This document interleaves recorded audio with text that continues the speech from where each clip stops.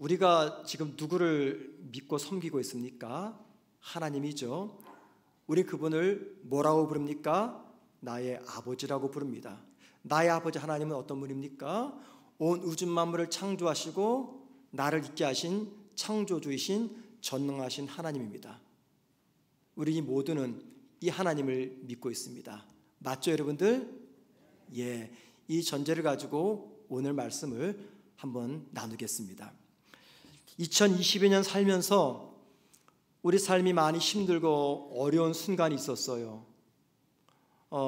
여전히 해결되지 않는 인생의 큰 숙제 때문에 작년에 이어 올해도 버겁게 한 해를 지나오는 성도들이 있었고, 뜻하지 않은 질병으로, 경제적 위기로, 사업과 직장과 또 가정의 문제로 많이 아픈 시간들을 보냈던 성도들이 있을 겁니다. 자, 그런 분들의 입에서 나왔던 기도 중에서 가장 많이 나온 기도는 어떤 기도였을까? 제가 짐작컨대 어쩌면 하나님 언제까지입니까? 라는 기도를 가장 많이 하지 않았겠는가 생각을 합니다. 하나님 언제까지 내가 기다려야 됩니까? 하나님 이 고난이 언제까지입니까? 하나님 이 아픔이, 이 고통이 언제까지 지속됩니까? 하나님 언제까지입니까? 이런 탄식의 기도를 드리면서 한 해를 지나왔습니다. 자, 그런데 여러분 한번 생각을 바꿔보죠. 우리가 하나님에게 하나님 언제까지입니까? 라는 기도를 했다면 그 기도를 들으시는 하나님은 우리에게 뭐라 말씀하실까요? 저는 하나님이 아니기 때문에 그냥 짐작을 합니다. 하나님도 저와 여러분에게 이렇게 말씀하실 것 같아요. 얘들아, 언제까지니? 라고 말입니다. 언제까지니? 언제쯤이면 지금의 이 모습에서 더 나은 모습으로 변할 수 있겠니? 언제쯤이면 너희들이 변하고 언제쯤이면 성숙해지겠니? 언제까지 성숙하지 못한 너희들의 모습이 변화되기를 내가 기다려야 되겠니? 어쩌면 우리 하나님이 한 해를 맞이하는 저와 여러분에게 이런 말씀을 하지 않겠는가 생각을 합니다. 교회가 2022년 시작하면서 표어를 이렇게 정했습니다. 영적 성장을 위한 점진적 변화를 이루어가는 신앙 공동체. 영적 성장을 위한 점진적 변화를 이루어가는 신앙 공동체. 이렇게 정해놓고 저는 2022년 1월 한 달 가까이 영적 성장과 성숙과 변화에 대해서 설교를 했습니다. 그리고 2022년 한 해 끝자락에 와 있습니다. 자, 여러분에게 여쭙고 싶어요. 지난 1년 동안 여러분의 영적인 성장은 어떤 변화를 이루었습니까? 영적 성장을 위한 점진적 변화를 어떻게 만들어 오셨습니까? 그래서 하나님 보시기에 작년 한 해보다 올해가 더 깊어지고 더 성숙해지고 더 온유한 그리스도인으로 바뀌었습니까? 그래서 하나님과 나 사이의 거리가 이전보다 더 가까워졌습니까? 아니면 여전히 변화가 되지 아니하고 오히려 해가 바뀌고 해가 다 저물어 가는데 여전히 게으르고 여전히 성숙하지 못하고 여전히 하나님과 나의 거리가 먼 상태에 놓여 있는 그런 성도들이 계십니까? 오늘은 이 문제에 관해서 좀 말씀을 함께 나누려고 합니다. 오늘 본문 이 탕자의 비유라고 알려진 이 말씀을 통해서 나의 영적 모습을 한번 좀 확인해 보는 시간을 갖도록 하겠습니다. 오늘 본문을 보면은요, 둘째 아들, 우리가 흔히 탕자라고 이야기하죠. 둘째 아들의 문제점 세 가지를 크게 발견할 수가 있습니다. 첫째는 어떤 문제입니까? 둘째 아들은요, 살아있는 아버지에게 유산을 달라고 요구했습니다. 건강하게 살아계신 부모님에게 유산을 물려달라는 것은 어쩌면 어느 사회에서든지 큰 논쟁이 될 만한 문제일 겁니다. 특별히 2000년 전 이스라엘 사회 속에서 이 이야기는요, 더욱더 큰 논쟁거리입니다. 케네디 베일리라는 성경학자가 있습니다. 케네디 베일리. 이 사람은요 40년간 중동 지역, 이스라엘과 이집트와 레바논 등지를 돌아다니면서 살았습니다. 중동 사람이 아닌데도 중동 지역에서 40년간 살면서 중동 문화를 연구했습니다. 그리고 그 중동 문화의 관점으로서 신약 성경을 해석했어요. 이 케네디 베일리가 중동 지역 여러 곳을 다니면서 오늘 본문에 나와 있는 이 이야기를 그 지역 사람들에게 물어보았습니다. 오늘 본문에 나오는 것처럼 둘째 아들이 아버지가 아직 살아있는데도 이 유산을 요구하는 것이 이게 가능한 일인가, 중동 문화의 관점에서 볼 때 어떻게 이해할 수 있는가 물어보았어요. 그러면서 몇 가지 질문을 그들에게 했습니다.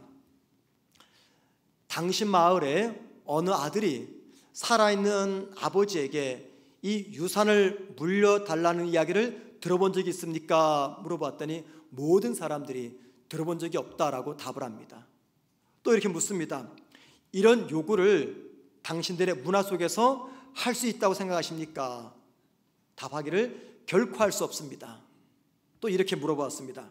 만약 아들이 이런 요구를 하면 어떤 일이 벌어집니까? 그랬더니 사람들이 말하기를 마을 사람들이 그 아들을 붙잡고 죽도록 때린 다음에 마을에서 추방을 시킨다고 합니다.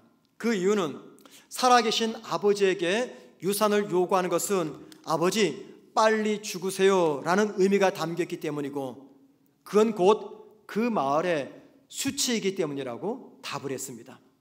지금 둘째 아들이 이런 엄청난 잘못을 저지르고 있는 것이에요.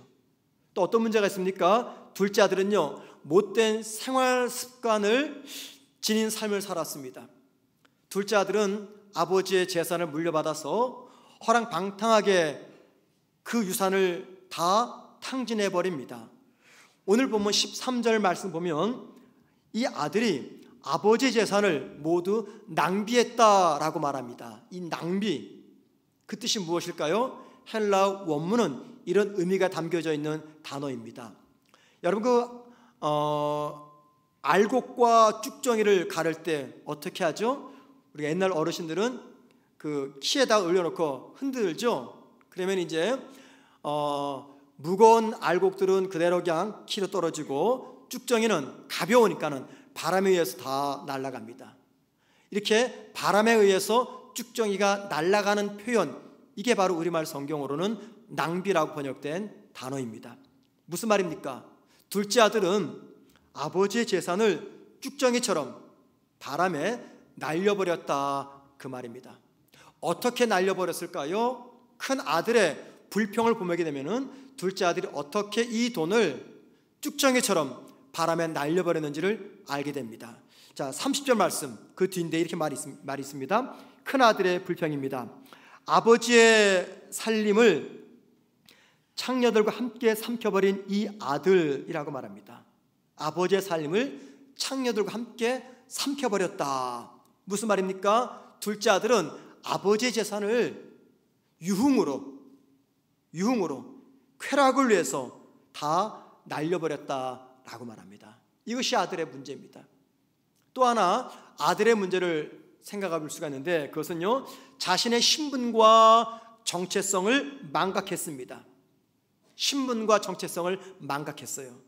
재산을 받은 아들은 다른 나라 떠나서 그곳에서 모든 재산을 탕진합니다.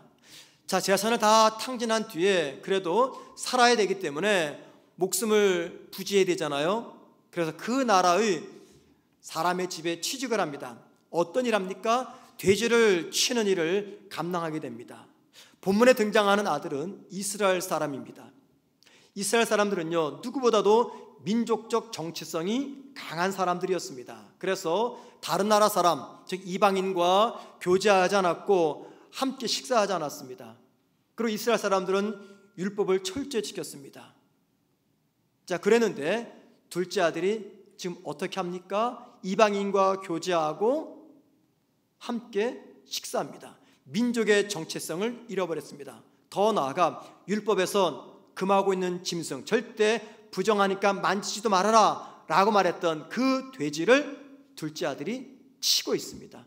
신앙의 정체성마저도 잃어버린 모습을 발견합니다. 그러니까는 둘째 아들은요, 신앙과 민족의 정체성을 다 포기하고 말았던 것이죠. 우리는 적어도 본문에 나오는 둘째 아들처럼 살진 않습니다. 둘째 아들은요, 자식의 도리를 망각했습니다. 방탕하게 살았습니다. 민족과 신앙의 정체성을 포기했습니다. 이런 둘째 아들의 모습, 나의 모습, 우리의 모습이라고 말할 수 없습니다. 왜냐하면 우린 적어도 2022년 한 해 동안에 자식의 도리를 망각하지 않았습니다. 방탕하게 살지도 않았습니다. 먹고 사는 문제 때문에 신앙인이라는 내 신분도 감춘 적이 없습니다. 그래서 둘째 아들과 나를 비교하면서 동일시하는 것에 대해서는요, 대단히 자존심이 상할 수가 있습니다. 그런데 여러분, 둘째 아들이 왜 이런 삶을 살게 되었는지 그 문제의 근본을 찾아가게 되면은요, 그 문제의 근본 앞에서 저와 여러분도 어쩔 수 없이 둘째 아들과 같은 모습을 발견할 수밖에 없게 됩니다. 여러분은 둘째 아들이 어떻게 해서 이런 잘못된 삶을 살아왔을까요? 그 이유가 무엇 때문일까요? 오늘 본문은 아주 중요한 한 가지를 지적합니다. 그것은 아버지로부터의 독립을 원했기 때문입니다. 아버지로부터의 독립. 자, 13절 말씀 보시면요, 오늘 본문에서 가장 중요한 단어 하나가 등장합니다. 그게 바로 먼 나라입니다. 먼 나라. 아들은 아버지의 재산을 받아서 먼 나라로 떠났어요. 이 나라가 어느 나라일까요? 얼만큼 떨어져야 먼 나라일까요? 성경은 이 나라가 어느 나라이고 얼만큼 떨어졌는지 거리적 개념을 우리들에게 전혀 알려주지 않고 있습니다. 그런데 중요한 것은요, 먼 나라라는 표현은 무엇이 담겨져 있습니까? 아버지의 간섭이 미치지 못하는 곳, 아버지의 관심이 미치지 않는 곳, 거기를 먼 나라라고 표현했습니다. 그러니까는 둘째 아들이 진짜 원했던 것은 아버지의 간섭과 그늘에서 벗어나서 자기 마음대로 살고 싶은 아버지로부터의 독립이었습니다.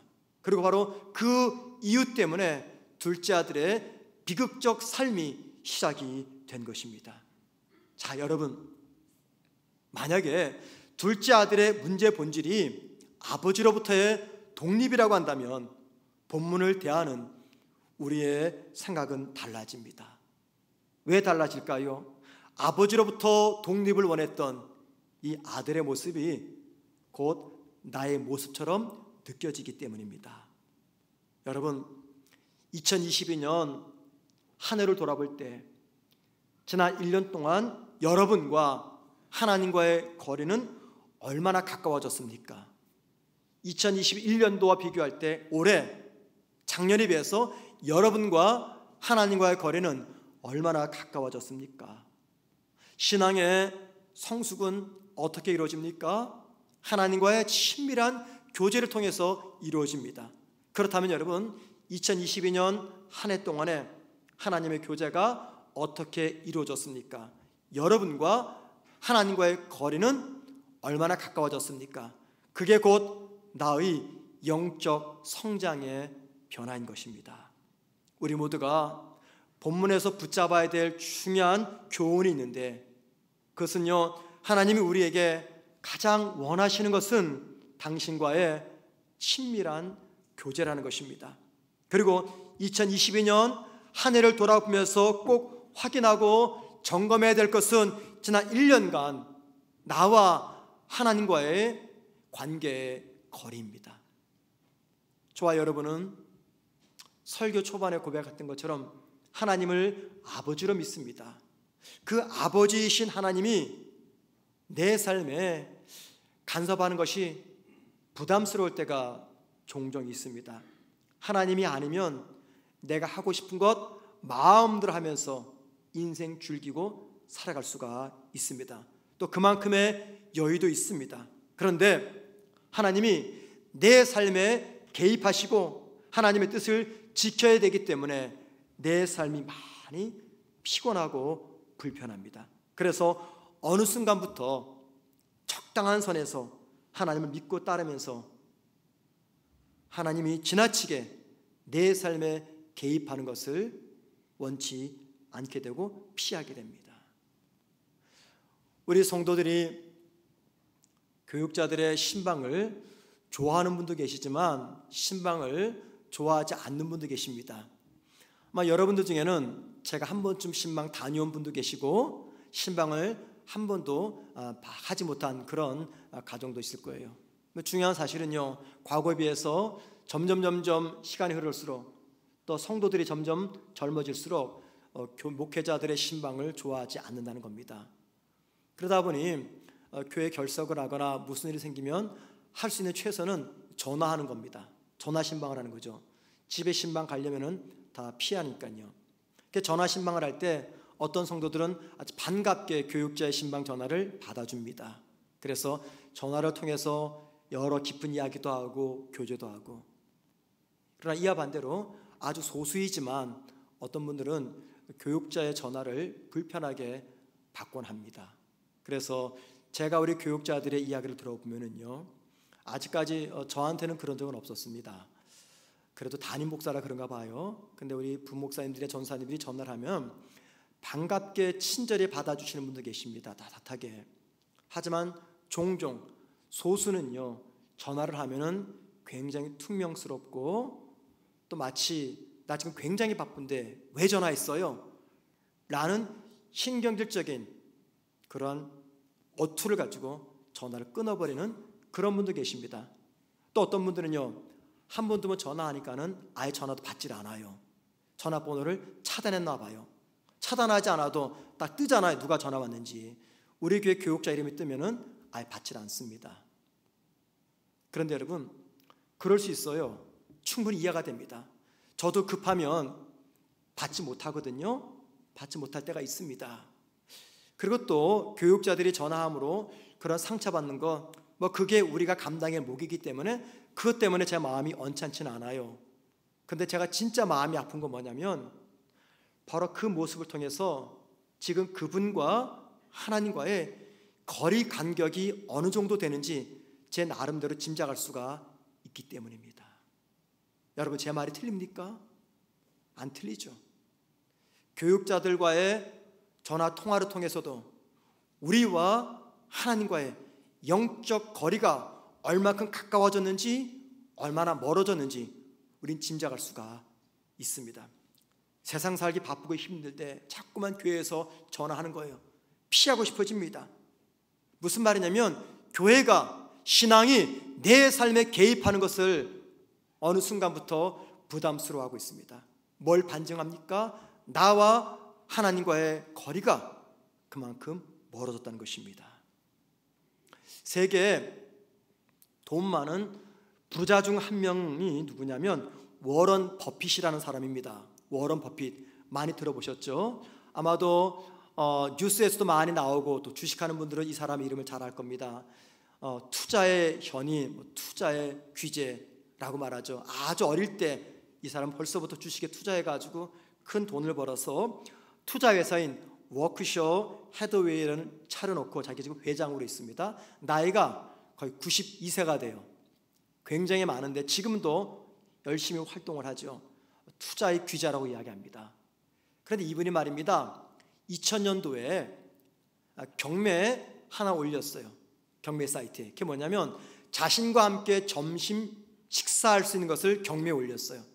많은 사람들이 그 경매에 응했고 그게 경매에서 낙찰이 되었습니다. 낙찰 가격이 260만 불.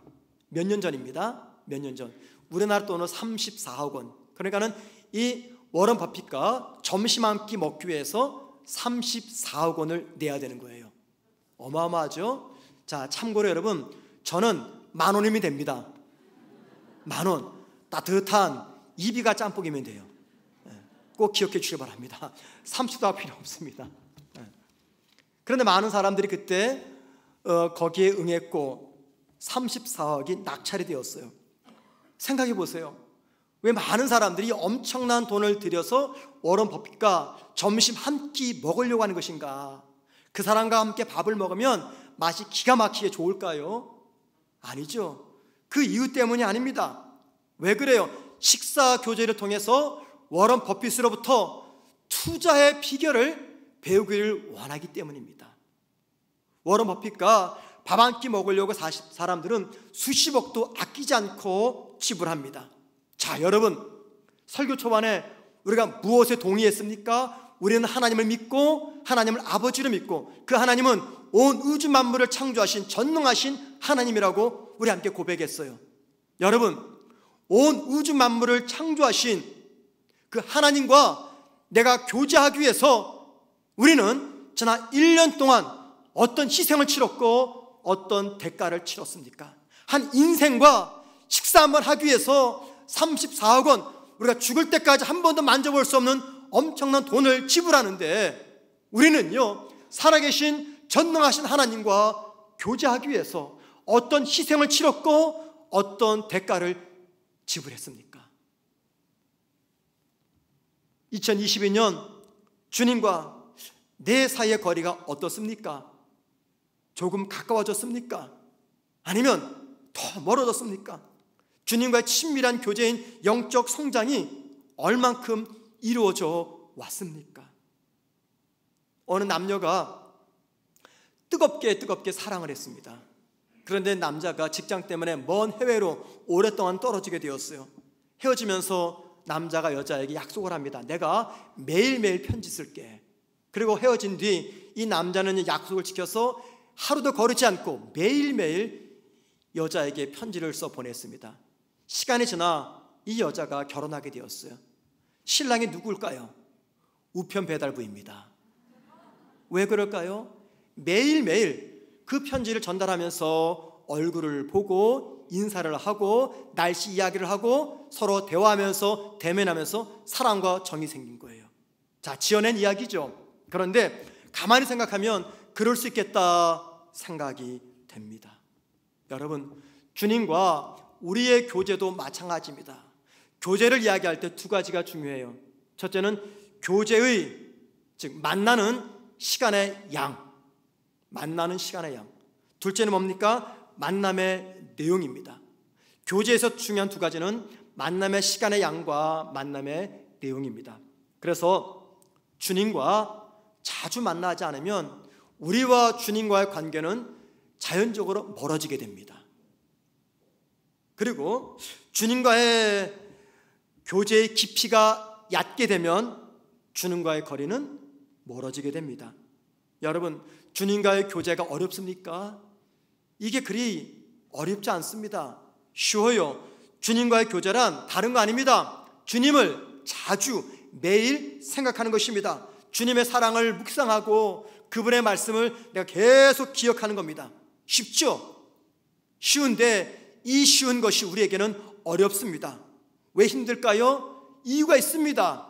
저와 여러분의 본성은요, 하나님과의 교제를 좋아하지 않습니다. 우리가 예수를 믿으면 우리를 가르쳐서 죄인이 아닌 의인이라고 말하는데 내 죄가 없어서 의인입니까? 아니에요. 우리의 신분만 바꿔주신 거예요.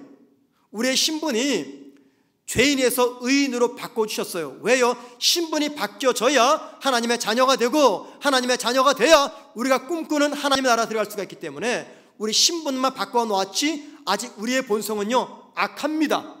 죄가 있어요.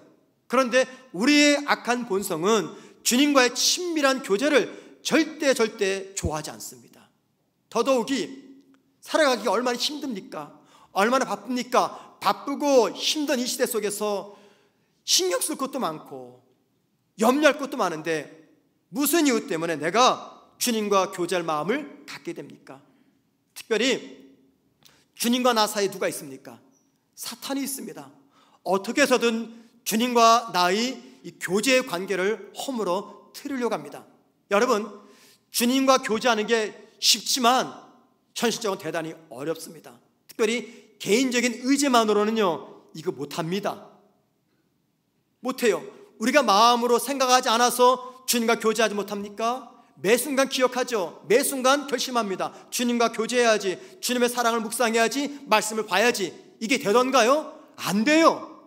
작심삼일이라고 안 됩니다. 어지간 노력해서는 안 돼요. 그래서 여러분의 힘만으로 안 되기 때문에 교회가 이 일을 도와드리는 것입니다. 금요일 날도 짜증난 메일 하나 받으셨죠? 천 목사로부터. 금요 기도로 나오라고.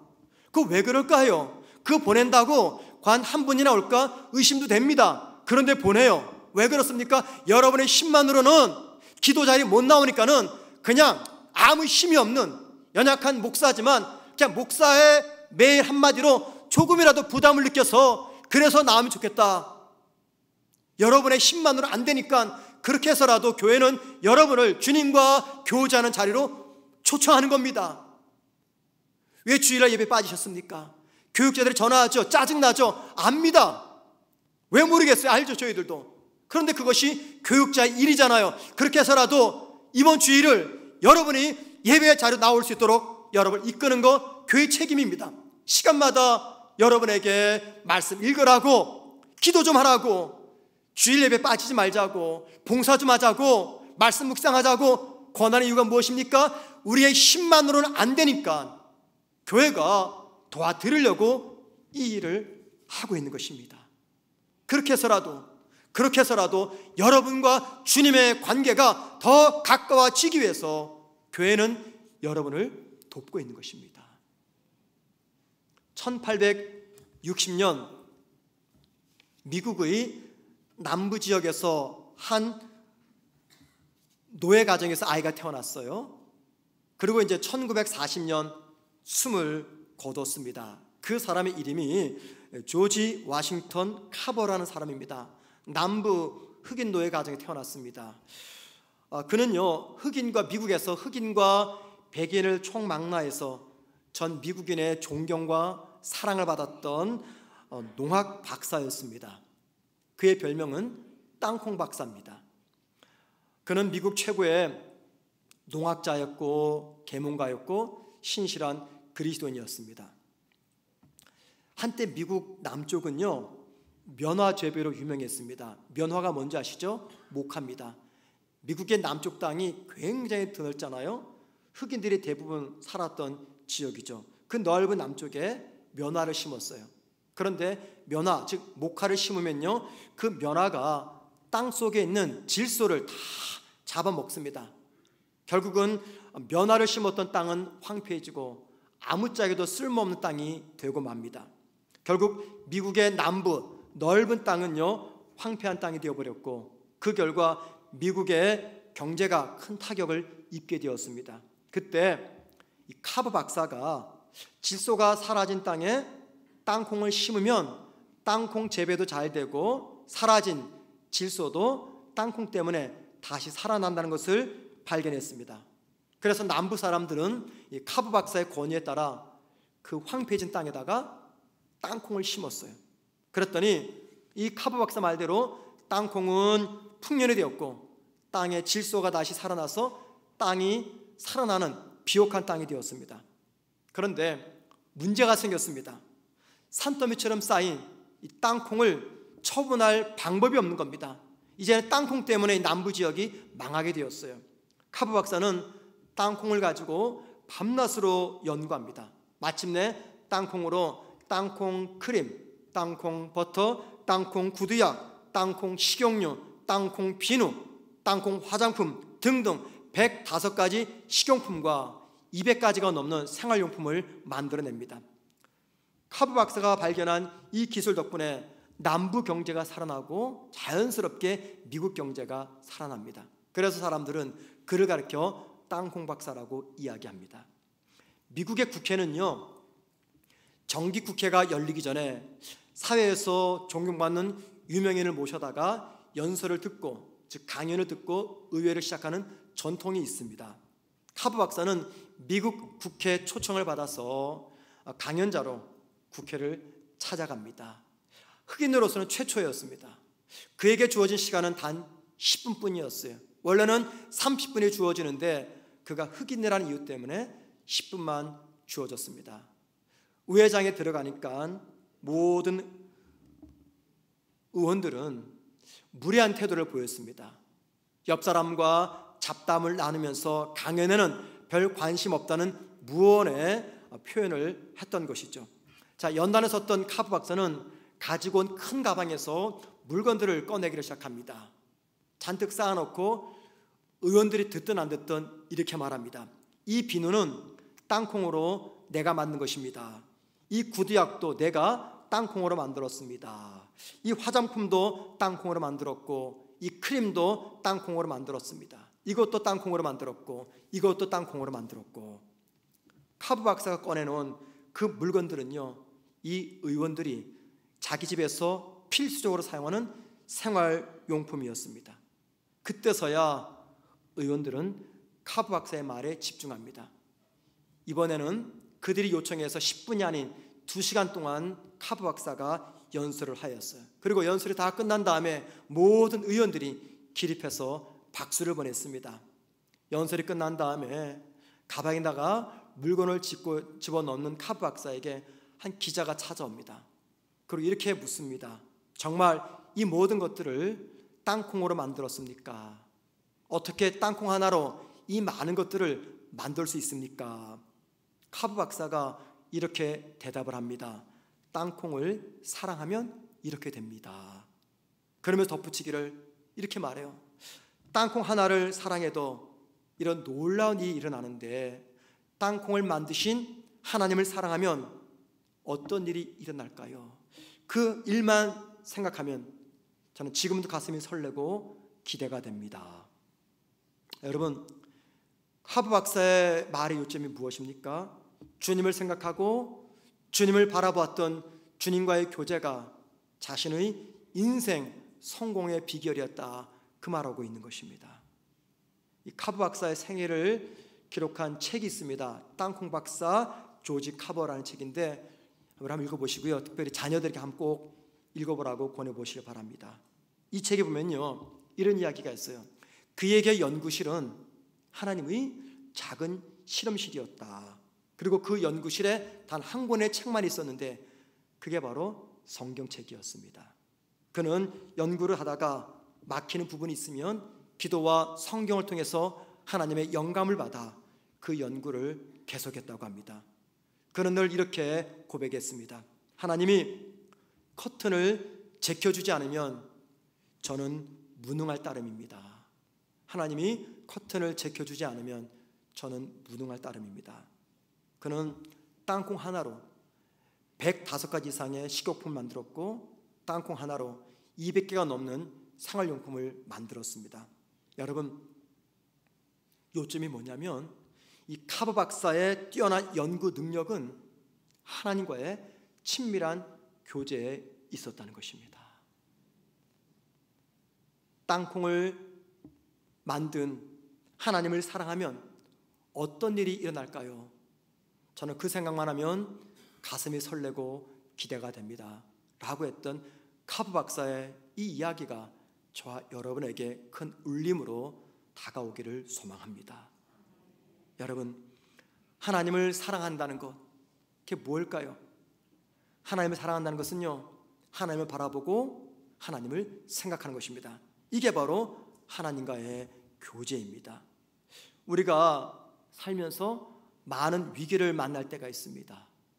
여러분, 성도가 삶의 위기를 대하는 첫 번째 자세는 어때야 됩니까? 하나님과의 친밀한 교제여야 됩니다.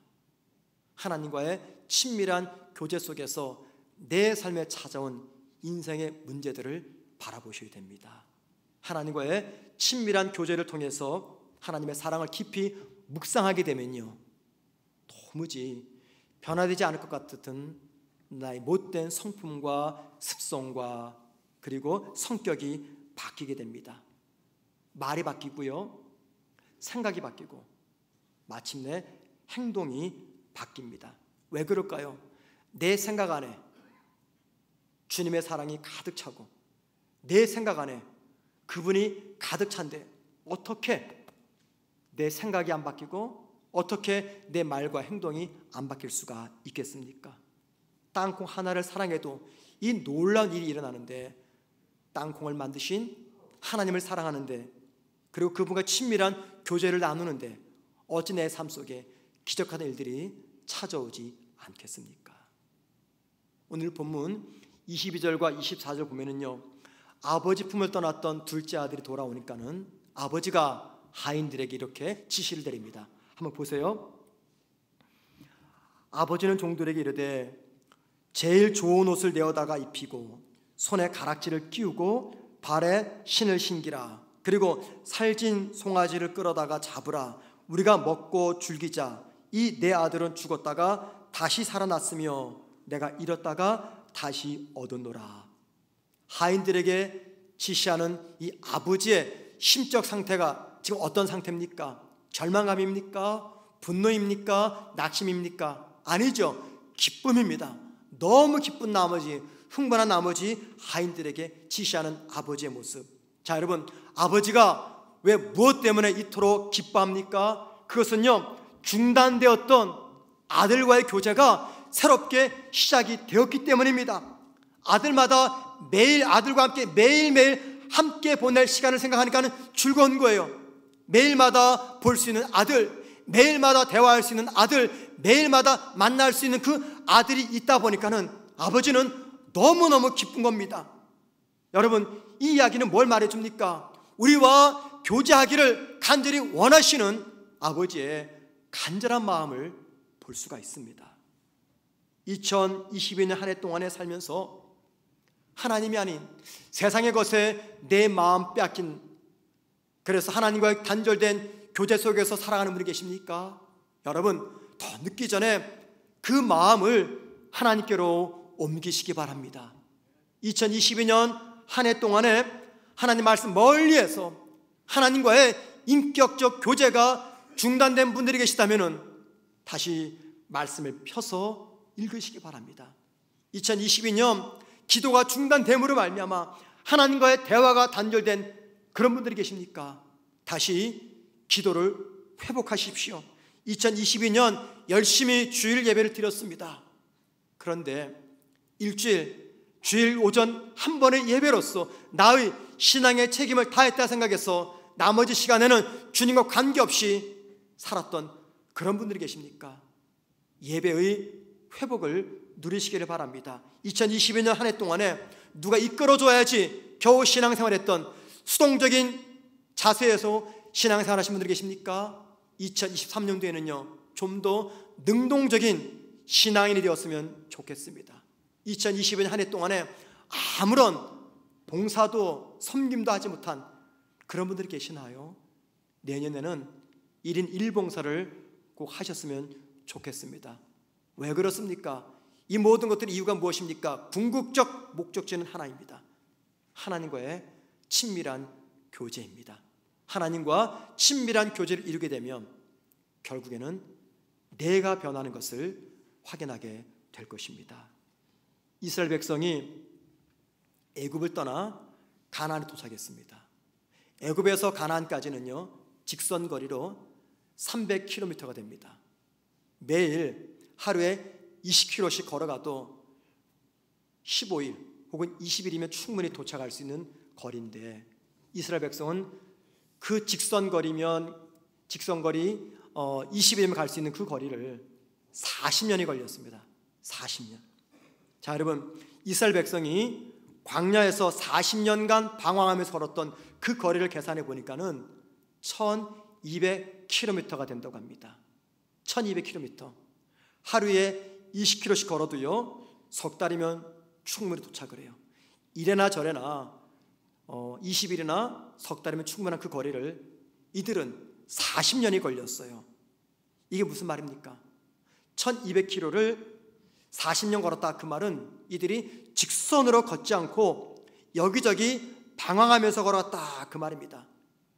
석 달이면 갈 수 있는 거리, 아니 20일이면 갈 수 있는 거리를 40년 걸렸어요. 이거 비극입니다. 40년간 인생을 허비한 겁니다. 우리에게 가장 소중한 시간을 허비한 거예요. 왜 그래요? 직선으로 가지 않고 이것저것 방황하면서 갔기 때문입니다. 40년간 방황하면서 마침내 가나안 땅 입구에 도착했어요. 그때 모세가 그들에게 무슨 당부를 합니까? 지난 40년간 광야에서 바른 방향 감각 없이 이것저것 방황하면서 걸어갔다면은 이제 가나안 땅에 들어가서는 좌우 방황하지 말고 직선거리로 달려가라 당부합니다. 그러기 위해서는 이 말씀을 꼭 기억하라고 모세가 권면합니다. 신명기 6장 5절 다 같이 읽습니다. 시작. 너는 마음을 다하고 뜻을 다하고 힘을 다하여 내 하나님 여호와를 사랑하라. 예, 좌우 방황하지 말고 직선거리로 달려가라 그 말입니다. 어떻게 해요? 마음과 뜻과 힘을 다해서 하나님을 사랑하는 것입니다. 여러분, 이거는요 이스라엘 백성들에게 필요한 직선거리가 아니에요. 저와 여러분에게 필요한 인생의 직선거리입니다. 인생의 직선거리가 뭡니까? 하나님을 사랑하고 그분과 친밀한 교제 속으로 들어가는 것입니다. 주님과 친밀한 교제야말로 우리 인생을 성공된 인생으로 만드는 인생의 직선거리입니다.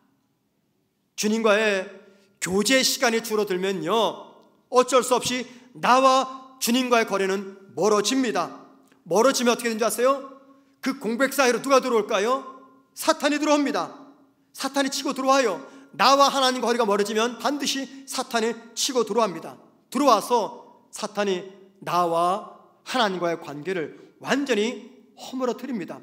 그러면 결코 성숙한 신앙인이 될 수가 없습니다.